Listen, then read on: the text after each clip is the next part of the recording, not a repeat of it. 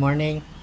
Meron lang pong nagtatanong sa atin, nagpapatulong kung paano yung pagtatanim ng ubas sa container at kung paano yung pagpapa-establish ng kanyang mga sanga.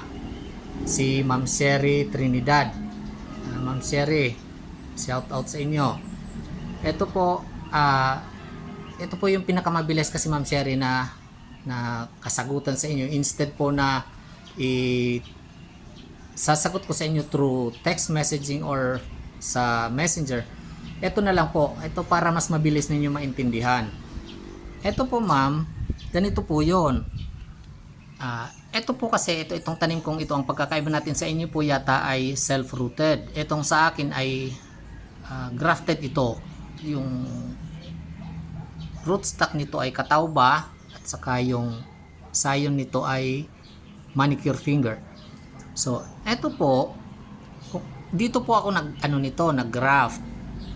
So, yung sumunod po na yung shoot po na lumabas doon sa graft, yun po ang magiging trunk. And then, yung trunk po nito, medyo hindi ko muna ito pinutol kaagad, i-bend ko lang.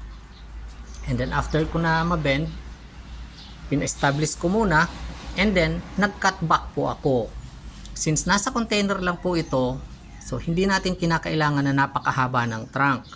So, ang trunk po nito ay isang dangkal lang. Ito po, isang dangkal lang ang haba ng trunk. So, after po na nag-cut back ako dito, ng kanyang trunk, yung lumabas po na shoot, ito yung lumabas po nito ay tatlo ito na sanga actually. Pero, isa lang po yung ni-retain ko. Ito po, ito lang ang ni-retain ko at ito na po ang gagawin ko na cordon. So, ito pong cordon naman na ito, itong sangang ito na ni-retain ko.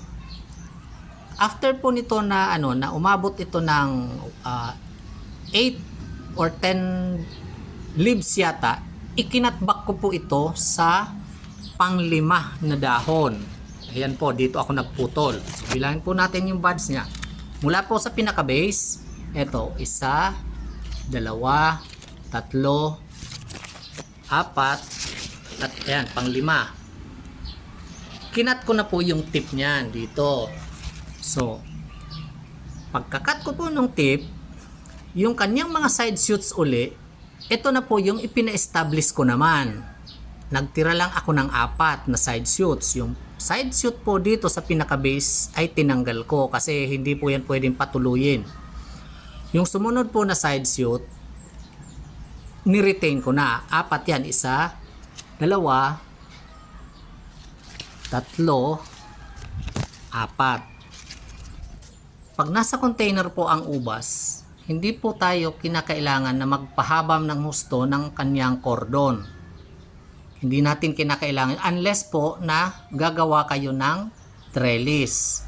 Pero kung hindi nyo naman po balak gawan ng overhead trellis, ang ideal po ay maiksi lang ang kanyang trunk at maiksi din yung kanyang cordon. And limited lang ang kanyang fruiting canes. Kasi nga po, since nasa container siya, kakaunti din yung pagkukuhanan niya ng nutrients. Kahit po yan, weekly tayo nagbibigay sa kanya ng nutrients, eventually po, hindi na yan magiging sufficient. Kasi ang loob po ng pot ay mapupuno yan ng ugat. So, yung nutrients na ibinibigay natin, lagay mo ay hindi na nare-retain ng medium kasi lalabas na yan at sasabay lang yan sa tubig. So, ito po, itong 4 na ito na fruiting canes, pag ito ay naging brown na, kasi ito siya, almost pencil size niya pero green pa. Isang sa manicure finger po, matagal mag-brown ang kanyang fruiting canes. So, ito po pag brown na ito naman yung puputulin natin. Magkakat tayo nito sa magpipili ka kung maganda na po yung bud niya sa ikapitong bud yung kanyang ay umbok, yung kanyang ovary po ang tawag dito.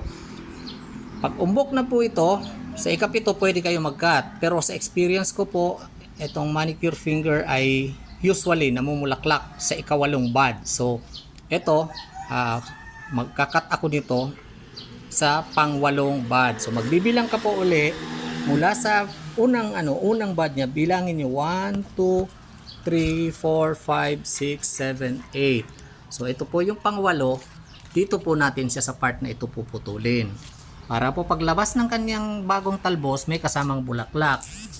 Pero ito po kahit po ito brown na, kinakailangan niyo po i-prepare yung ubas bago nyo i-pruning para pabungahin.